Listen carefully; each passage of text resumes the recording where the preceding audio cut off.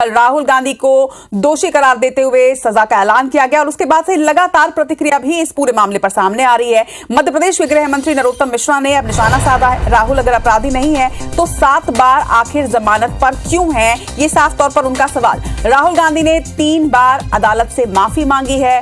राहुल अगर जेल जाने से नहीं डरते तो जमानत क्यों ली? तो ये 3 सवाल गृह मंत्री नरोत्तम मिश्रा की तरफ से साधे गए हैं। आपको यह बता दें कि 2019 में लोकसभा चुनाव के वक्त में राहुल गांधी ने एक विवादित टिप्पणी मोदी सरनेम को लेकर की थी, जिसके बाद मानहानि का मुकदमा उन पर दायर किया गया था, जिस पर सूरत कोर्ट ने कल उन्हें 2 साल की सजा दी, लेकिन इसके साथ ही उन्हें जमानत भी दे दी गई। और अब मध्य प्रदेश के गृह मंत्री नरोत्तम मिश्रा का एक बड़ा बयान सामने आया है कि अगर राहुल गांधी जेल जाने से नहीं डरते हैं तो जमानत आखिर क्यों ली है।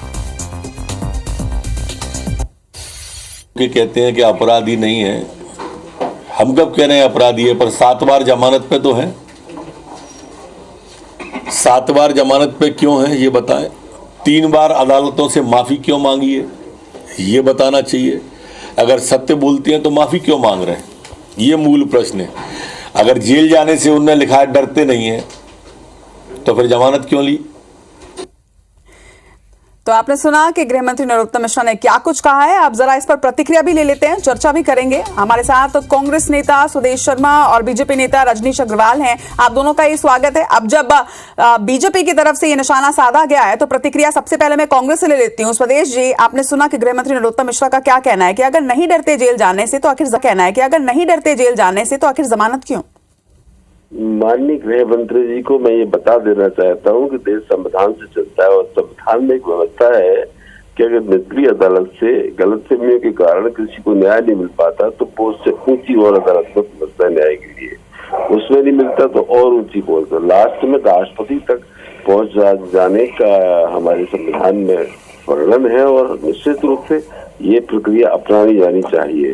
राज्यसभा राहुल गांधी के डरने की बात कर रहे हैं तो ये वो परिवार है जिन्होंने देश के लिए शहादत दी।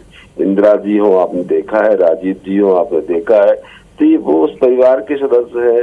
नेहरू जी देश की आजादी के लिए 14 वर्ष जेल में रहे, संघर्ष किया पर माफी नहीं मांगी कभी किसी से। अरे भाई, माफी तो आप मांगते हो, अंग्रेजों से मांगते हो। और आप तो ये समझ लीजिए कि सरकार विपक्ष से सवाल कर रहा है। ये बड़ा अचंभे का विषय है। माननीय गृह मंत्री जी का बड़े आदर्श के साथ में कहना चाहूंगा कि आप खुद भी इस बात को सोच लें, समझ लें, ताकीद कर लें कि इतिहास में कभी ऐसा नहीं हुआ कि सरकार ने विपक्ष से सवाल करेंगे हो। सवाल विपक्ष करता है, सवाल पत्रकार करता है, सवाल आम जनता करती है, लेकिन सरकार से। और आप सवाल कर रहे हो तो सवाल का यही जवाब है कि राहुल गांधी न डरे। इन सवालों पर आपके सवाल का रजनीश अग्रवाल जी से जवाब ले लेते हैं। रजनीश जी, राहुल गांधी जी और राहुल गांधी जी का परिवार क्या सुप्रीम कोर्ट से ऊपर है, दिल्ली हाई कोर्ट से ऊपर है, क्या लोअर कोर्ट से ऊपर है? इन तीनों कोर्टों से श्रीमान राहुल गांधी जी जमानत पर हैं और जमानत किसी राजनीतिक आंदोलन के कारण नहीं है। कोई केस प्रकरण उनके ऊपर किसी राजनीतिक आंदोलन के कारण नहीं लगा है। किसी गरीबों के मुद्दे पर उन्होंने कोई संघर्ष किया हो, इसके कारण कोई केस उन पर नहीं लगा है। उन पर केस किसी कांग्रेस पार्टी के आंदोलन के अगुवाई करते हुए नहीं लगा है। उन पर केस लगा है 5000 करोड़ के घोटाले का, गबन का, नेशनल हेराल्ड के घोटाले का। सुप्रीम कोर्ट ने उन्होंने उस केस में उनको राहत भी नहीं दी, लताड़ भी लगाई है, जो राहत स्पेशली वो चाह रहे थे। दिल्ली हाई कोर्ट के केस हैं, मानहानि के केस हैं, तमाम प्रकार के केसों में राहत नहीं दी। यहाँ तक कि उनको उपस्थिति को लेकर भी उनको राहत देने का काम कोर्ट ने नहीं किया। कोर्ट भी ये खानदान चलाएगा?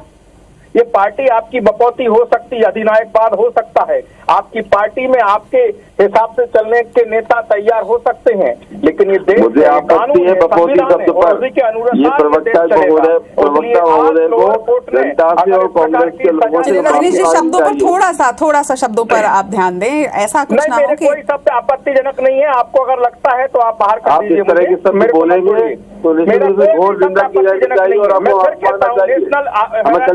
आरोपी है, इसमें शब्द में आपत्ति हो तो आपको आपत्ति बनी रहे। आपको आपत्ति बनी रहा, बिल्कुल सही कह रहा हूँ। नेशनल हेराल्ड के 5,000 करोड़ के छोटा में जमानत पर है। अंग्रेजों से माफी मांगने वाले लोग चैनल बताए मुझे, चैनल बताए मुझे, मैं एंकर से पूछता हूँ क्या लोगों के साथ इस तरह से पेश आएंगे, क्या आपत्तिजनक बोल रहा है? जातियों को गाली दोगे, चोर बोलोगे के खिलाफ और लड़ते जा कहोगे कि रहे हमें माफी हैं। दे दो, हमें माफी दे दो। जातियों को, ओबीसी के लोगों ने, जातियों ने क्या गुनाह कर दिया? आप उनको ठेके पर उनको गरियाने का काम करोगे, चोर बोलने का काम करोगे और कहोगे हम भाषा ठीक करें। कौन सी भाषा ठीक करें? न्यायालय सजा दे रहा है, आप न्यायालय से बड़े हो क्या?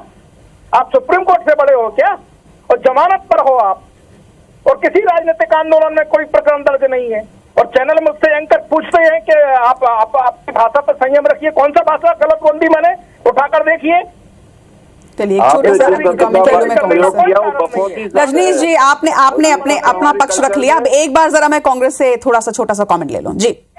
स्वदेश, देखिए, जिस शब्द का भारतीय जनता पार्टी के प्रवक्ता ने प्रयोग किया, मैंने बड़े आदर के साथ माननीय गृह मंत्री जी का नाम लिया, आदर के साथ कोर्ट का नाम लिया, लेकिन जिन शब्दों का प्रयोग ये विद्वान प्रवक्ता भाजपा के कह रहे हैं, राजनीति में और स्वच्छता में ऐसे शब्दों के लिए स्थान नहीं है जो बपोदी शब्द आपने बोला है। कुल मिलाकर के राजनीति करने वाले लोग हमेशा दूसरे राजनीतिक दल के व्यक्ति को अच्छे शब्दों से अलंकृत करते, पुरस्कृत करते और पुकारते हैं, लेकिन कभी आप अच्छे शब्दों से ना पुकारिए, अलंकृत ना कीजिए, पुरस्कृत ना कीजिए, आप गाली बकिए। चलिए, आपने भी अपना पक्ष रख दिया स्वदेश जी। वैसे बात तो ये है कि जिस भाषा की मर्यादा की आप बात कर रहे हैं उसी मर्यादा को लांघा गया था, इसीलिए मानहानि का मुकदमा हुआ और इसीलिए केस हुआ।